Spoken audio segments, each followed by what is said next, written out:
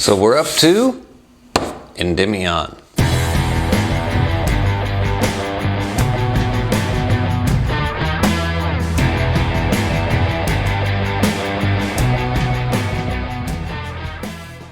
Alright, so Endymion is the third book in the Hyperion Cantos, which is a series of 4 books by Dan Simmons, although it's split kind of into Hyperion, which is 2 books that tells one story, and Endymion, which is 2 books which tells one story.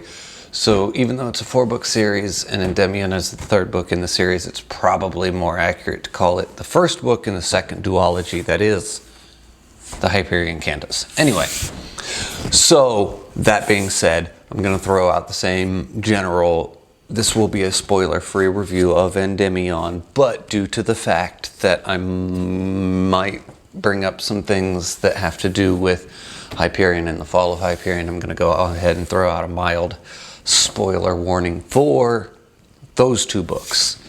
So as with the other 2 books, I consistently bring up the framework for Hyperion and then the framework for Fall of Hyperion. Instead of just telling a straightforward story, he creates a specific framework to tell the story within. And he did it for both of those 2 books. So here we are in Endymion. Now we are going to invent a new framework to tell this story within. That's just kind of the way these stories are built.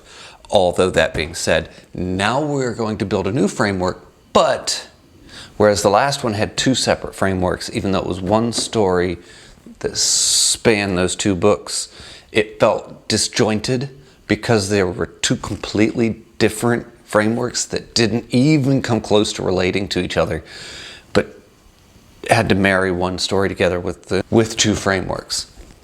Over here, we're going to tell a story and we're going to build a new framework because that's just how we do things in this Hyperion world. Feels unnecessary to me sometimes, but this is what we do. But luckily for this one, we're going to build one framework and it's going to encompass both books. So it will feel more fluid as a single story. It will work better as a single story. Okay, so now we have an older man in prison. He's waiting execution. And now he's going to write down and recall his story for us while he's awaiting his imminent execution. It is what it is. It's not great. It's not terrible. It's nowhere near as good as the framework for Hyperion, and it's nowhere near as awful as the framework for the Fall of Hyperion. So it just kind of right there in the middle. It's fine. Just like with the older ones, he is going to maintain his prose and his writing style. I say prose, but it's not all in that. It's kind of just his writing style in general. He has a style of conveying the information to you, the reader, that is very... I don't know if it's Dan Simmons, because this is technically the only thing from Dan Simmons I've ever read, but it's at least these 4 books.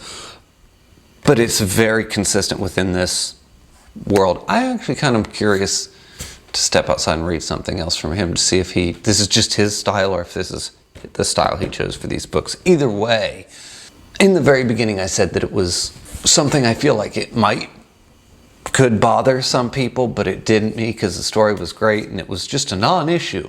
It's starting to become an issue. It's starting to get on my nerves and I'm really not appreciating it anymore. Well, I never appreciated it, but it wasn't detracting. It's starting to detract because it's just getting... I don't know how to explain it.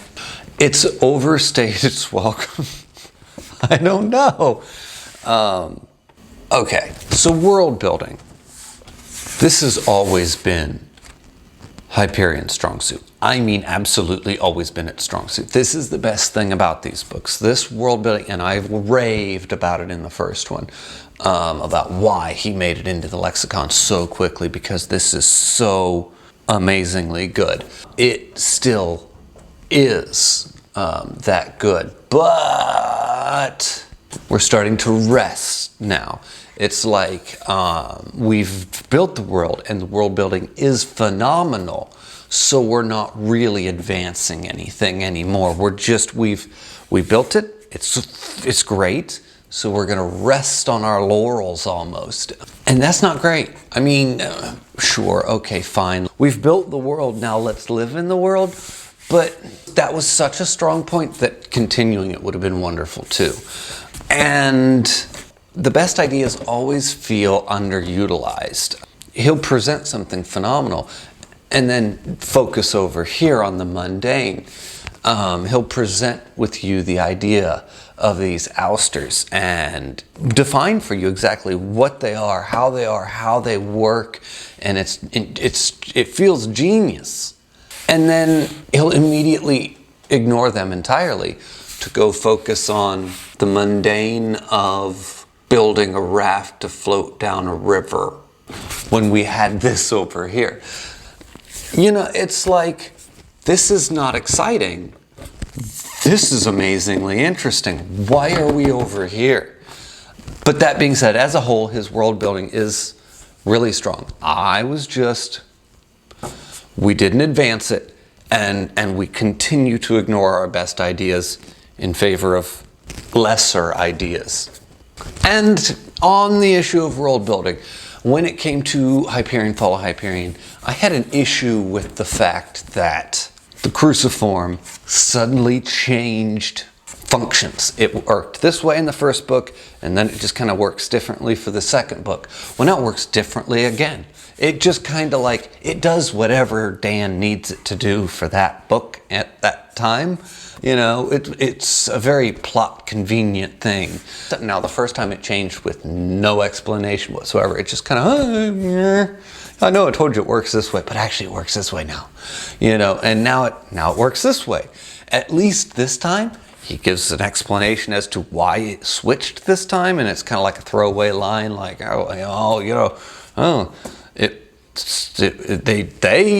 built it, so they changed it, and they did this. And at least there was an explanation this time as to why it constantly is functioning differently. Let's use the Cruciform to segue into character, because there is a character who has one, who you might expect has the ability to survive for 274 years and re-emerge in these books. Because you're thinking, 274 years later, we're going to have a whole new cast of characters. This is true.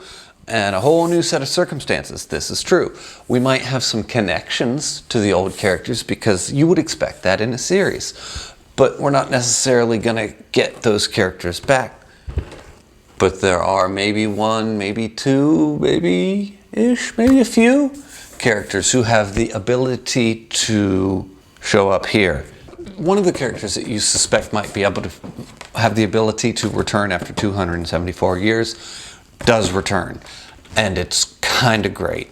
They really don't do much. They're kind of like a shadow in the background that's more mentioned than actually does anything, kind of hovering around, being all shifty, and it's great. I loved it. I really did. I really liked that part of it. It seemed appropriate. It's a little odd and it's a little off-putting, but I really like that.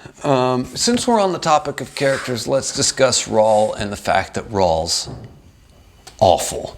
He's boring. He's uninteresting. There's nothing about him that's fun, unique, or exciting, other than the fact that he's somehow, there's a jack of all trade, and then there's Rawl. He literally knows everything and can do anything. If he did something once, or somebody told him once, in his time as a hunter or an explorer or an army or this or that or every other, somehow every single occupation that anyone could ever have, he's had by the age of 26 or 7 or however the hell old he is in this. And he's literally had 1 month in every occupation, and he remembers every skill from every occupation.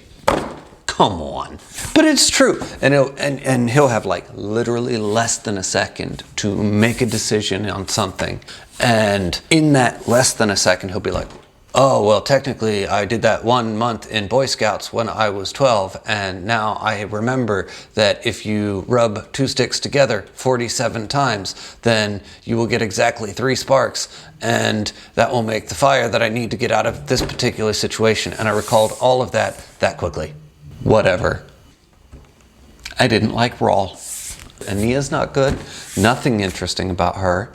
And once again, this kind of falls under the last one of the best ideas are underutilized because, you know, we set up the idea in the last books of the one who teaches. Now we're here with the one who teaches, and granted, this is probably not the book to make her super interesting because she's the child version. Maybe the next book, when she grows up, will do something more. But even the child version of her is just kind of like, she really got Anakin Skywalkered here. She's just annoying, and you don't care to go forward with her. Thank God for Father Captain DeSoya, because we need that saving grace character, that character that actually you get to and you're like, oh, somebody I like, which we had in the last books, and now here we are. And now this time around it's Father Captain DeSoya, and he is fun, he's cool, I like him. He's just the best character in all of Endymion. I don't want to say too much about him because, you know, spoilers, but he's just wonderful. He's fun to read, and he's the antagonist, but he's not, is he though? You know, as you go through the books, you're like, is he though? Because he's just a warm and wholesome guy, but he's also your antagonist. He's the guy chasing him through the universe, and he's just cool. I like him. And I guess at the end of the day, this was definitely, it's just a step back from for the whole series in general. And I don't want to imply that it's a bad book, because it's not a bad book, but by no means is this a bad book. Also, that being said, by no means is this a good book in any way, shape, or form. This is probably the most average book I've ever read, which is why this one's going to take home a very solid 5 out of 10.